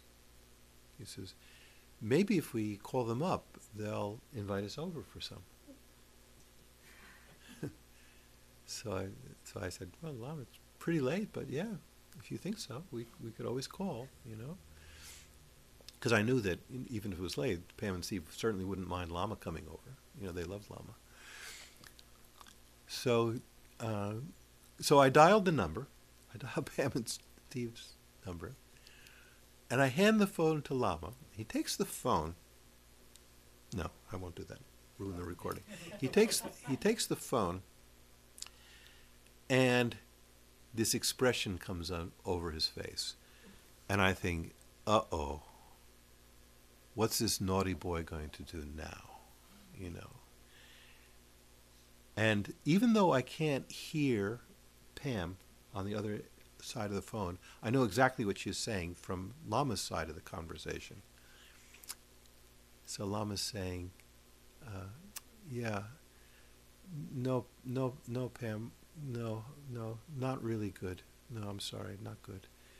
He says, there's smoke everywhere. Yeah, we had a big fire. There's a big fire in the house.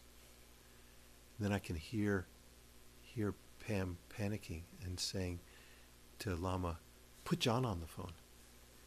And Lama says, no, I'm sorry, dear. You can't speak to John. He's in the corner crying. So I'm imagining that Pam is just completely having a heart attack at this point. You know, her judge's house is on fire with the people that she put in the house, you know. So I grabbed the phone away from her and I said, Pam, I don't know what got into Lama. He's just joking. There's no fire here. There's no smoke. And Pam gets very steely and she says, put Lama back on the phone. Right. So I hand the phone back to Lama and he starts looking really sheepish, you know, kind of. He says, yes, I know, dear. I know. Yes, I know. And he puts down the phone. He says, she said we have to come over right away. See, we're going to get the cheesecake after all. So then we drive over to the other part of Seattle and we climb up to their house. And as we get on the porch, they're in their night robes, you know, because it's quite late, you know. And they come out on the porch. And Pam, you have to understand, Pam, I won't call her meek, but she's very mild and very polite and not at all forward, at least not in her ordinary dealings. She's a lawyer, so who knows what she is, you know, when she's being a lawyer. But ordinarily, she's very mild. And she goes right up to Lama, her teacher, right? Her root guru. She goes to Lama and goes right up to him and she says, Lama, don't you ever do that again. And then we went inside and had cheesecake. And Lama was really happy.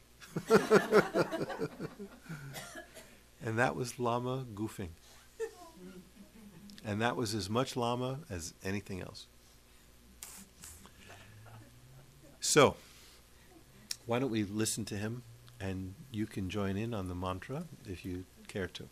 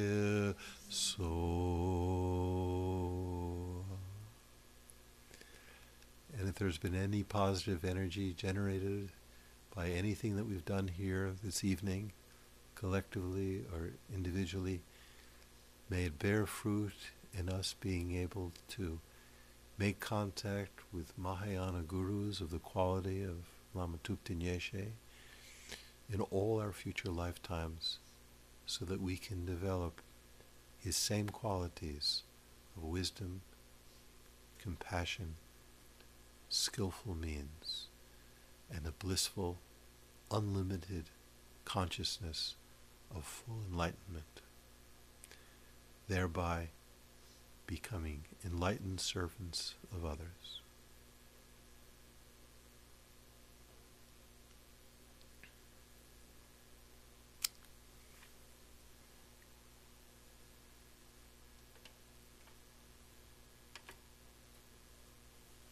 Thank you, everybody.